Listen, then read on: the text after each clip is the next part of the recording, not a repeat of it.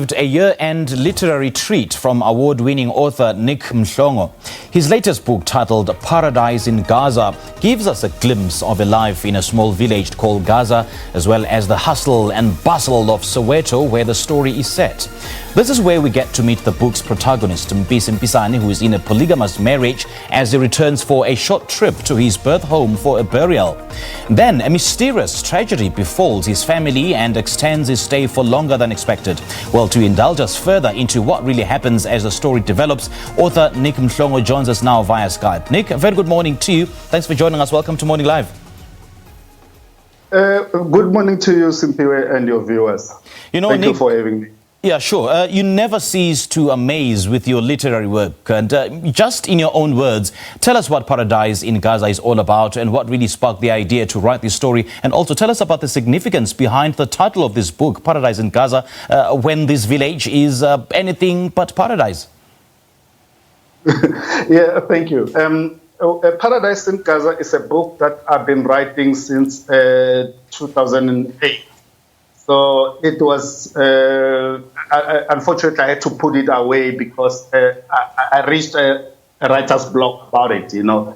So, but it's a book that I think is that seeks to celebrate and acknowledge women and rural women in particular for putting family together during hard times of apartheid and hunger. It also deals with the inheritance of trauma by African people through African spirituality. It deals with land issues, the myth and legends of African people. So it's set in South Africa, in a fictional village called Gaza, but also in a province in Mozambique called Gaza province. So it's a celebration of African spirituality and our culture, but it also looks into Western ways of living and trying to balance it. Now, the main character in the book, Mpisi Mpisani, tell us more about him. He is, of course, a person that is in polygamous marriage and is trying to make ends meet. He is facing many challenges. One of the major challenges that he's facing is that one of having citizenship in the city, because the book is set around apartheid times within the context of Influx Control Act, which did not allow black people to have citizenship in the city. So he is a person that is married to two women. One woman called Ntombazi is a person that has to undergo the route the right into the passage of African spirituality, becoming a Sangoma. And then the other one has to rear the child at home in a village, a fictional village called Gaza. Mm-hmm. So this is the man that is facing quite a lot in order under these living conditions of apartheid. Sometimes they don't understand this African spirituality, how it comes to him, and that it has come to his wife. So he is trying a lot to understand that, but it's difficult. And we also have Mpisi's kids. One has a kid who disappeared, and the other gives birth to one with a birthmark that seems to have a hint of answers to the mysterious missing person case. Talk to us about this twist in the plot. Yeah, this twist in the plot, actually, it's the one that I really want to introduce, the African spirituality. You know, what people call epigenetics of African trauma, the inheritance of African trauma. So this is the person that, this is the kid, the woman, that loses a child.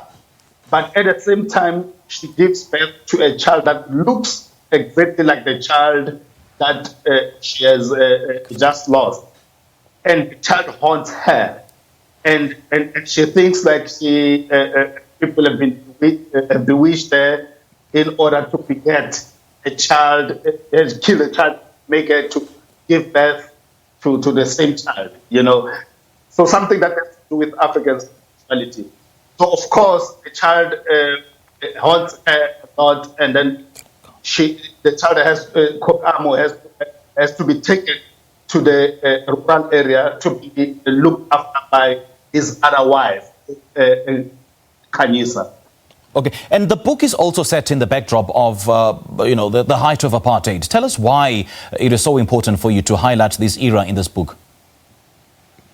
It's very much important for me to highlight this era because I was born, I'm 47 years old, so I was born during apartheid. I lived some of the things that happened in apartheid time.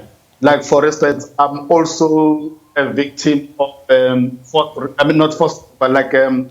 police brutality, for instance. The influx patrol affected me directly, and I let me say my family directly. So I wanted to highlight that, the blight that black people have suffered, and in particular women that suffered in the double, actually, from under patriarchy and also under apartheid. So I witnessed some of the things that actually. So I decided that I need to document this so that we can talk about, like, for instance, the lane issue and many things else, and African spirituality, as I've said. Yeah. All right, Niq, this is an absolute masterpiece from you, and no surprises there. Thank you so much for joining us this morning. I really appreciate it. Thank you very much, Simpio, for having me. It's an absolute pleasure. Joining us there on Skype is award-winning author Niq Mhlongo, and we're just in conversation with him about his newest book, a novel that he titled Paradise in Gaza. It is 7:42. Let's go for coffee.